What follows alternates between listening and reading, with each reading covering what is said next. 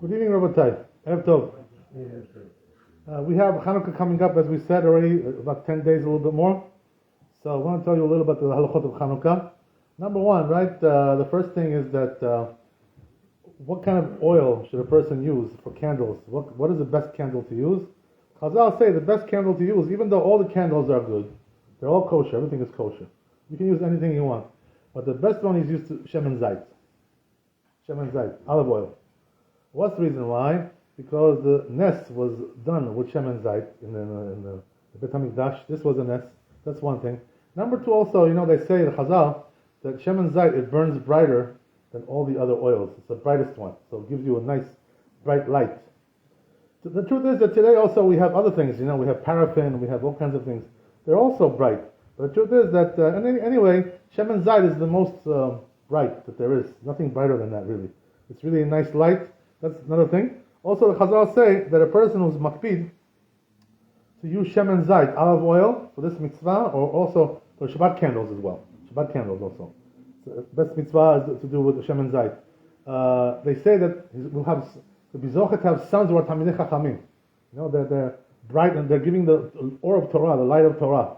They're giving the or of Torah to the Jewish people. So there's several reasons, as we said, right, that the best way to do is shemen zait. So if a person is not used to it, to doing like that, he usually uses like paraffin or wax candles. You should try maybe, one time, to upgrade a little bit, upgrade. This is a mitzvah, and try to do shemen zait.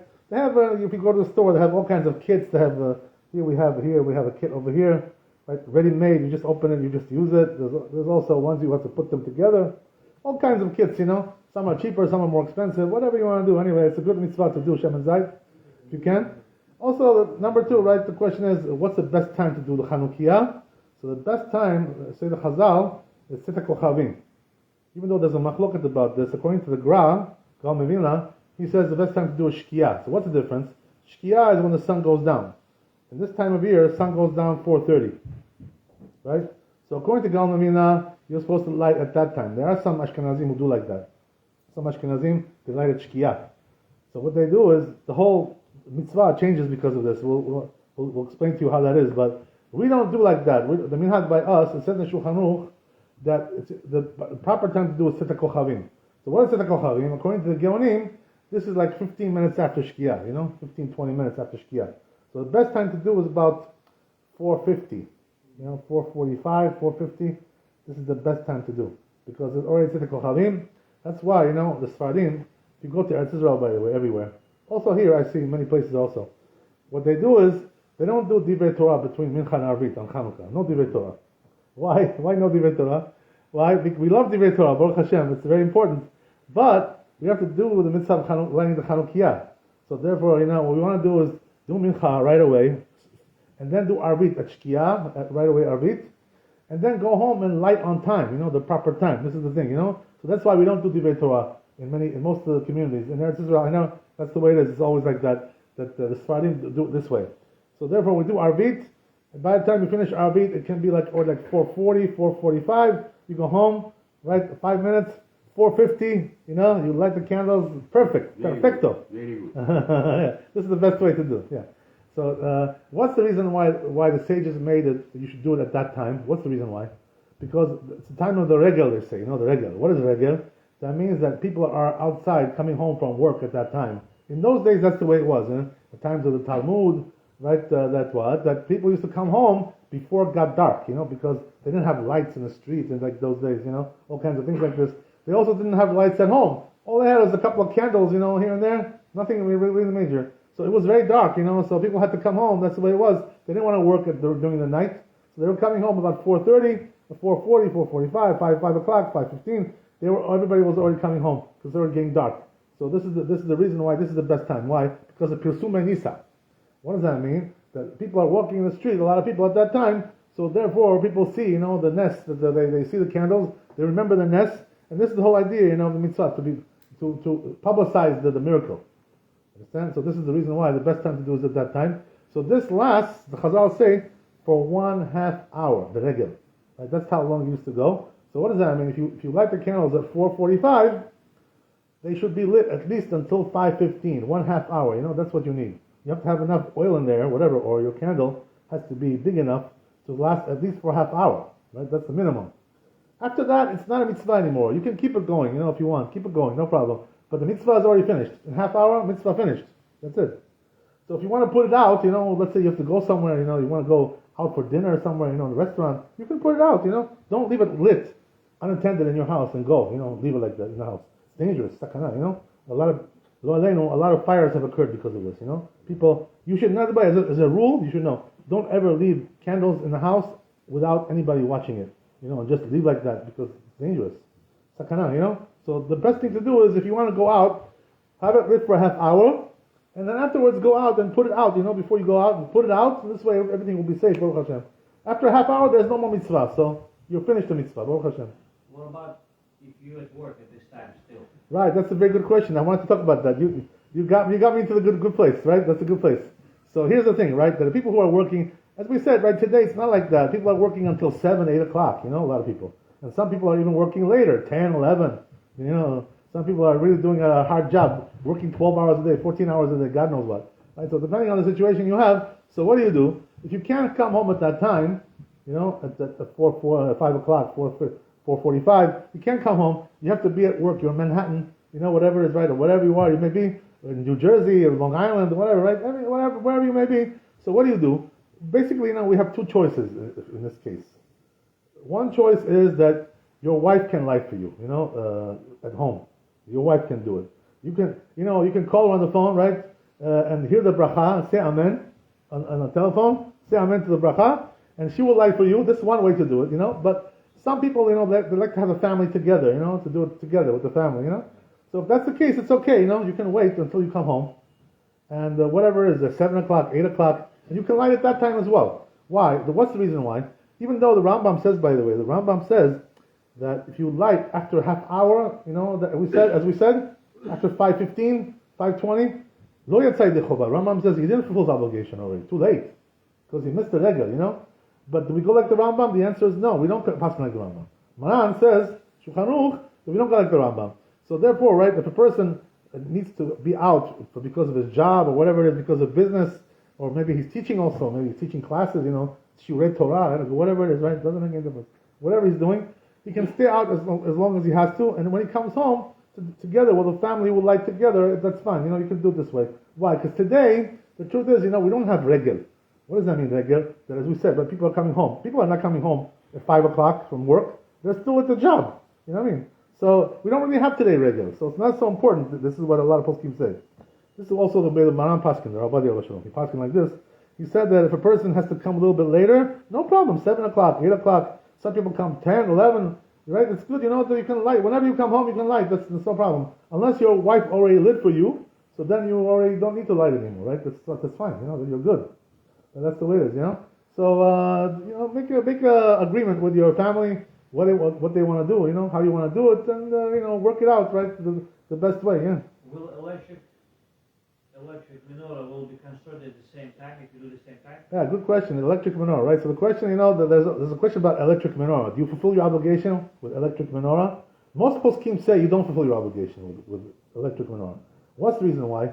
It doesn't resemble like the candle, they had in the Bet HaMikdash. What does that mean? That there's oil, fuel, there's fuel coming in. Electric, there's no fuel. So therefore, right, it doesn't really resemble the inyan of the Chanuka candles. So therefore, most poskim say that you can't fulfill your obligation with electric. You know what I mean? But there is an exception. You know what the exception is? The exception is, let's say you're in a place where over there they don't let you light candles. Like, for instance, I'll give you an example, right? Let's say you're on the airplane, right? Who's going to let you light candles over there? They'll have you arrested.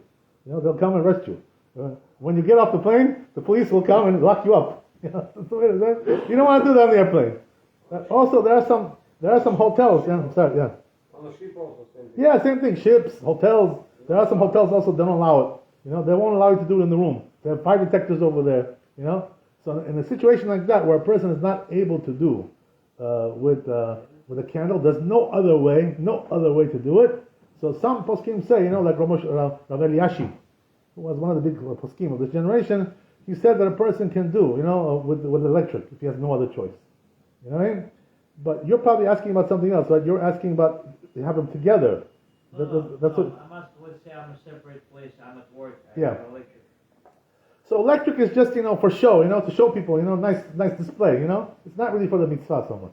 You know what I mean? So, that's nice, Baruch Hashem, but to do the mitzvah, you should have a real candle. Right? That's the way to do it, right? That's the proper way to do it. So getting back to what we said, right? As we said, if a person is working, whatever, already he can come a little bit late. No problem. He can still light the Chanukiah. Does he make the bracha? Yes, of course. You have to make the bracha. The truth is, that I was told by people that Maran, when he was younger, he used to have shurim all night, giving shurim here, there, going from one place to another. So by the time he came home, they say it was already like 11 o'clock, at night, And he was coming and lighting at 11 o'clock. This is also kosher, the diavad. What can you do? You have no other choice.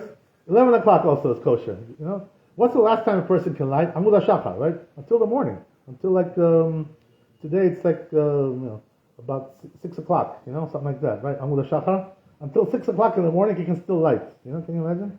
We can also do that. B'diavad, of course, zizim makdimin. A person should try to do early. Don't wait till the last minute. This is not the proper thing to do, right? According to Rambam, it's the worst thing. According to Rambam. So therefore, a person should try to write early. But if he can't do, there's also another question, which comes up, which is that, let's say a person comes home, right, a little bit late, and what happens is that everybody's sleeping already, So his wife is sleeping, his children are sleeping. So can he light himself with a bracha? Some say you shouldn't light with a bracha if there's nobody hearing your bracha, But the halakha is not like that. Halakha says that you're allowed to light with a bracha, even though everybody's sleeping already. If you want, you could wake them up, if they're not going to kill you, whatever. They're not going to hit you over the head with something. If you want to try to wake them up, it's good, to try to wake them up. But if you can't wake them up, they're all sleeping, they're out like a light. So you can light with a bracha, even though everybody's sleeping. You're the only one who's going to hear that bracha. Nobody else, right? Nobody else is going to hear. Another thing I want to tell you, we can stop here. I don't want to keep you too long. Right, regarding the placement of the menorah, where do you place it? Right? What's the best place to put it? Big machloket about this, According to the din of the Talmud, according to Shulchan Aruch, a person is supposed to put it like outside, where people are passing by there, to be mefarsem nisa, pirsum nisa. Put it outside, next to in front of the door, in front of the gate, where he lives, so people are passing by, they see it, But nowadays, what happened was that the minhag changed. So why did the minhag change? They don't do it outside anymore. The reason was because there was sakana, people were coming and vandalism, vandalizing, goyim, Sonei Israel, like, Kanye, people like this, You never know how many Kanyes you have over in the neighborhood. You never know, right? So one of them can come, and break your menorah or whatever, right? God forbid, right? So therefore, because of the sakana, they may come also to attack you. Sometimes they come and attack you also. So in those days, that's the way it was. Today, Baruch Hashem, we don't have so much like that. But in the old days, it was sakana. So therefore, what they did was they changed the minhag, and they now said everybody's going to light inside. No more outside. That's it. Because of sakana, So what should a person do if he's lighting inside, right? Like most people. There are some people, by the way, in Eretz Israel that they still light outside. There are some people like this in Eretz Israel. Ashkenazim, They have their own rabbi. The rabbi tells them to light outside. Because they say in Eretz Israel, there's no sakana. What sakana? What? Everybody's Jewish over there. So who's going to give you sakana over there? You know what I mean? So you have no fear. There's no sakana. But the truth is, most poskim don't say like that. Most poskim say, even in our times, a person should light inside, even though there's no sakana. Why? Because, sometimes the sakana can come back, danger can come back later. In 5 years, 10 years, you never know what's going to be. You know what I mean? You may be living in a place where there's a lot of anti-Semites over there, so because the sakana can come back, therefore now the custom is to light inside. So the question is, where inside? What is the best place, right? So some say, there's one shita which says if you're lighting inside, you should light by the door, In other words, you're coming into the door, like the front door of the house, so you have the mezuzah on your right side, right here, right? So you should put the menorah on the left side, like this, So you have mezuzah here, menorah over here, everything inside, but inside the door. That's one way to do it. Some people do this way, But some people it's a little difficult for them to do this way because the children can sometimes come and knock over the menorah, and all kinds of things. They don't want the children coming there playing with it.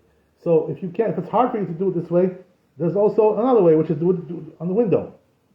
Right? What does that mean? Try to do it in a window where people see it, To pursue many sa. So a window is very nice also to show people, that you're lighting the Chanukiah. Right, but the truth is, that we're not really so concerned anymore about the sakana. But the real sakana, what happened was that because of the second they brought it inside the house. But they never said, don't light in the window. This never, they never made a minhag like this.